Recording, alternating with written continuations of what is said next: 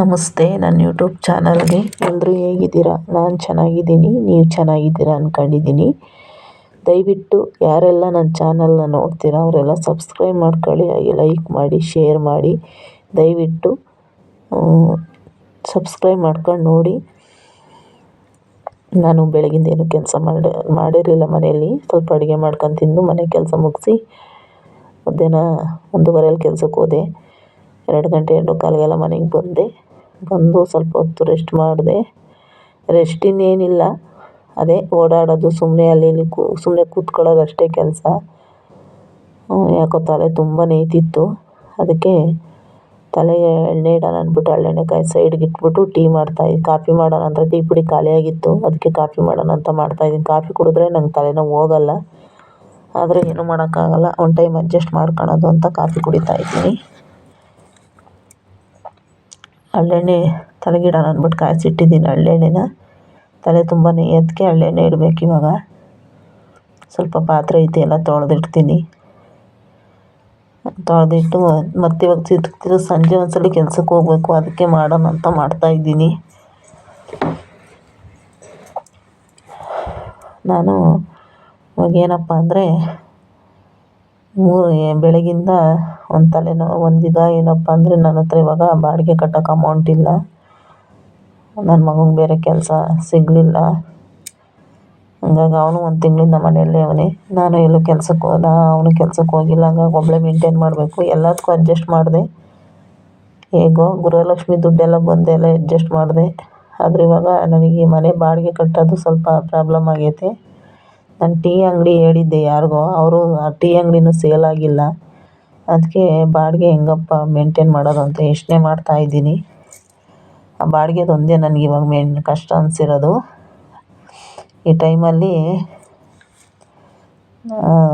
ನಾನು ಯಲ್ಲಾಪುರದಾಗೆ ಒಂದು ಪದ್ಮಕ್ಕ ಅಂತ ನನ್ನ ಫ್ರೆಂಡು ಒಂದು ಪರಿಚಯ 2016ರಲ್ಲಿ ಚೀಲದ ಫ್ಯಾಕ್ಟ್ರಿಗೆ ಹೋಗ್ಬೇಕಾದ್ರೆ ಪರಿಚಯ ಆಗಿತ್ತು ಅದು ನನಗೆ, 2016ರಿಂದ.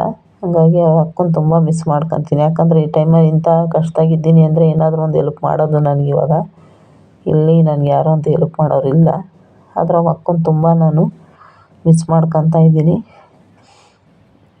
ನನಗೇನಾದರೂ ಹಿಂಗೆ ಪ್ರಾಬ್ಲಮ್ ಆಯ್ತಕ್ಕ ಅಂದರೆ ಕೊಡೋದು, ಪಾಪ ದುಡ್ಡು ಅಮೌಂಟ್ ಇದ್ದರೆ ಕೊಟ್ಬಿಡೋದು, ಏನೋ ಒಂದು ಮಾಡಿಕೊಡೋದು.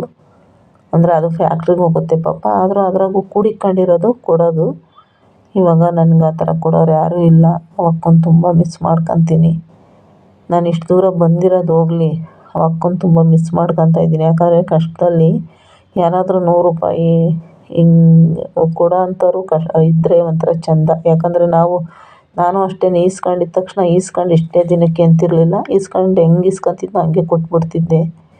ಆ ಅಕ್ಕನೂ ಅಷ್ಟೇ ಅದೇ ನಂಬಿಕೆ ಮೇಲೆ ಕೊಡೋದು. ಅಂದರೆ ನಾನು 1 ರೂಪಾಯಿ ನಿಲ್ಲಿಸ್ತಾ ಇರಲಿಲ್ಲ, ಕೊಟ್ಬಿಡ್ತಿದ್ದೆ. ಆ ಅಕ್ಕನೂ ಹಂಗೆ ಕೊಡೋದು, ನಾನು ಹಂಗೆ ಇಸ್ಕೊಂಡು ಹಂಗೆ ಕೊಡೀನಿ. ಹಾಗಾಗಿ ಇಬ್ಬರ ಮಧ್ಯೆ ವ್ಯವಹಾರನೂ ಚೆನ್ನಾಗಿತ್ತು. ಆಮೇಲೆ ಪ್ರೀತಿ, ವಿಶ್ವಾಸ, ಫ್ರೆಂಡ್ಶಿಪ್ಪು ಎಲ್ಲದಕ್ಕಿಂತ ಹೆಚ್ಚಾಗಿ ಸ್ವಂತ ಅಕ್ಕ ತಂಗಿದಿರ ಥರ ಇದ್ವಿ. ಆ ಥರ ಸಿಗೋದು ಕಷ್ಟ. ಅದಕ್ಕೆ ಇವಾಗ ತುಂಬ ಬೇಜಾರಾಗ್ತೈತೆ. ಯಾಕಂದರೆ ದೂರ ಇದ್ದೀನಿ ಇವಾಗ, ನಾನು ಒಬ್ಬಳೇ ಇಲ್ಲಿ. ನನಗೆ ಆ ಥರ ಯಾರೂ ಪರಿಚಯ ಇಲ್ಲ ಇಲ್ಲಿ. ಅವ್ರ ಯಜಮಾನ್ರು ಅಷ್ಟೇ ತುಂಬ ಒಳ್ಳೆಯವರು ಪಾಪ. ಶಾರದಕ್ಕ ಅನ್ನೋದು ಬಾಯಿ ತೆಗಿಯಲ್ಲ ಅವಣ್ಣ, ಅಷ್ಟು ನನಗಿಂತ ಒಂದು 5-6 ವರ್ಷ ದೊಡ್ಡದು. ಆದ್ರೂ ಶಾರದಕ್ಕ ಅನ್ನೋದು ಬಾಯಿ ತೆಗಿಯಲ್ಲ. ಅಷ್ಟು ಅವಣ್ಣಂಗೆ ಅಷ್ಟು ಪ್ರೀತಿ, ನಮ್ಮನ್ನು ಕಂಡ್ರೆ ಅಷ್ಟೇ ಅಭಿಮಾನ ಕೊಡೋರು. ನೋಡಿ, ನಾವು ಏನಕ್ಕೆ ನೆನೆಸ್ಕೋಬೇಕು ಅಂದರೆ ಇಂಥ ಟೈಮಲ್ಲಿ ನೆನೆಸ್ಕೋಬೇಕಂತವ್ರು ನನಗೆ ಎಷ್ಟು ಹೆಲ್ಪ್ ಮಾಡೈತೆ. ದುಡ್ಡು ಕಾಸಲ್ಲಾಗಿರ್ಬೋದು, ಮತ್ತು ಯಂತ್ರಲ್ಲನ ಆಗಿರ್ಬೋದು, ಅಷ್ಟು ಹೆಲ್ಪ್ ಮಾಡೈತೆ. ಆಮೇಲೆ ನಮ್ಮ ಮನೇಲಿ ಏನಾದರೂ ವರಮಹಾಲಕ್ಷ್ಮಿ ಹಬ್ಬ ಎಲ್ಲ ಬಂದು ಅಡುಗೆ ಮಾಡೋದು ಎಲ್ಲ ಮಾಡೋದು. ನಮ್ಮಿಬ್ಬರ ಮಧ್ಯೆ ಯಾವತ್ತೂ ಸಿಟ್ಕೊಳ್ಳೋದಾಗಲಿ ಜಗಳ ಆಗಲಿ ಒಂದು ದಿವಸನೂ ಮಾಡಲಿಲ್ಲ ನಾವು. ನಾನು ಇವಾಗ ಈ ಟೈಮಾಗ ಅಕ್ಕನ ತುಂಬ ನೆನೆಸ್ಕೋಬೇಕು. ಯಾಕಂದರೆ ಕಷ್ಟ ಅಂತ ಅಂದಾಗ ಆತ್ಕೊಂತಿದ್ದೆ ಅದೊಂದೇ ನನಗೆ.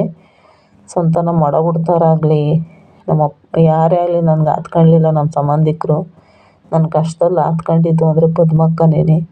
ಏನೇ ಆಗಲಿ ಬಾಯಿ ತುಂಬ ಶಾರದಮ್ಮ ಅನ್ನೋದು. ಆಮೇಲೆ ಏನಾದ್ರು ಬೇಜಾರ್ದಾಗಿದ್ದರೆ, ಯಾಕೆ ಬೇಜಾರ್ದಾಗಿದ್ದೀಯ, ಬೇಜಾರ್ದಾಗಿಡಬೇಡ, ಬಿಡು ಶಾರದಮ್ಮ, ಚೆನ್ನಾಗಾಗ್ತೀಯ, ಒಂದಲ್ಲ ಒಂದು ದಿವಸ ನಿಂಗೆ ಒಳ್ಳೇದಾಗ್ತದೆ ಬಿಡು ಅಂತ ಒಂದು ಇದು ಹೇಳೋದು.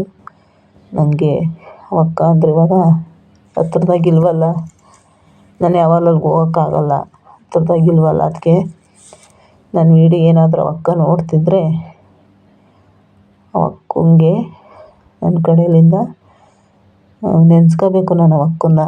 ನನ್ನ ಕಷ್ಟದಾಗ ಆಗೋದು ನನಗೆ ಇವಾಗ ಅಕ್ಕ ಹಿಂಗೆ ಬಾಡಿಗೆ ಕಟ್ಟೋಕ್ಕೆ ದುಡ್ಡಿಲ್ಲ ಅಕ್ಕ ಅಂದ್ರೆ ಸಾಕು, ಏನಾದರೂ ಒಂದು ಹೆಲ್ಪ್ ಮಾಡೋದೇನೋ. ಆದರೆ ನಾನು ಆ ಕಡೆ ಹೋಗೋಕ್ಕಾಗ್ತಿಲ್ಲ. ಆ ಅಕ್ಕನಿಗೂ ನಾನು ಮಾತಾಡ್ಸೋಕ್ಕಾಗಿಲ್ಲ.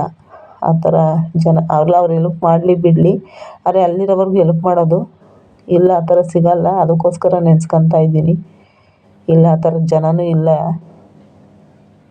ನಾನಿವಾಗ ಯಲ್ಲಾಪುರ ಬಿಟ್ಟು ಈ ಕಡೆಗೆ ಯಾಕೆ ಬಂದನಪ್ಪ ಅನ್ನಿಸ್ತೈತೆ ಒಂದೊಂದು ಸಲ. ಅಷ್ಟು ನನಗೆ ಅವಕ್ಕ ಹೆಲ್ಪ್ ಮಾಡೋದು. ಅವಕ್ಕ ಎಲ್ಲೇ ಇರಲಿ, ಹೆಂಗೆ ಇರಲಿ, ಚೆನ್ನಾಗಿರಲಿ. ಮಕ್ಕಳು ಅಷ್ಟೇ, ಆಂಟಿ ಅನ್ನೋದು ಬಾಯಿ ತೆಗಿತಿರ್ಲಿಲ್ಲ. ಹೋದ್ರೆ ಕೂತ್ಕೊ ಆಂಟಿ ಅಂತ ಒಂದು ಪ್ರೀತಿ ಇತ್ತು. ಆ ಪ್ರೀತಿ ಇಲ್ಲಿ ಸಿಗೋಲ್ಲ ನಮಗೆ. ನಾನು ಅದು ಇದಿಷ್ಟು ಚೆನ್ನಾಗಿದ್ವಿ ಅಂದರೆ ಚೆನ್ನಾಗಿರೋದಕ್ಕೇನೋ ದೂರ ಬಂದುಬಿಟ್ಟೆ. ಚೆನ್ನಾಗಿದ್ವಿ ಅಂತ ನಾನು ಅಲ್ಲೇ ಇರೋಕ್ಕಾಗಲಿಲ್ಲ, ದೂರ ಬಂದುಬಿಟ್ಟೆ. ಅಷ್ಟು ಕ್ಲೋಸ್ ಆಗಿದ್ವಿ ಅಲ್ಲಿರೋವರೆಗೂ.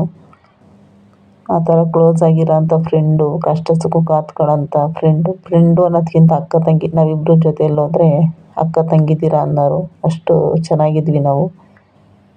ಯಾವತ್ತೂ ಸೋಫಾ ಮೇಲೆ ಅಲ್ಲಿ ಇಲ್ಲಿ ಕೂತ್ಕೊಂಡು ಕಾಲ ಕಳೆದವರಲ್ಲ. ನಾವು ನೆಲದ ಮೇಲೆ ಕೂತ್ಕೊಂಡಿದ್ದು ನಾನು ಅವಕ್ಕ ಇಬ್ಬರು. ನಮ್ಮ ಮನೆಗೆ ಬಂದರೆ ಗಂಟೆಗಟ್ಟಲೆ ಕೂತ್ಕೊಳ್ಳೋದು, ನಮ್ಮ ಮನೆಗೆ ಬರೋದು, ಕೂತ್ಕೊಳ್ಳೋದು.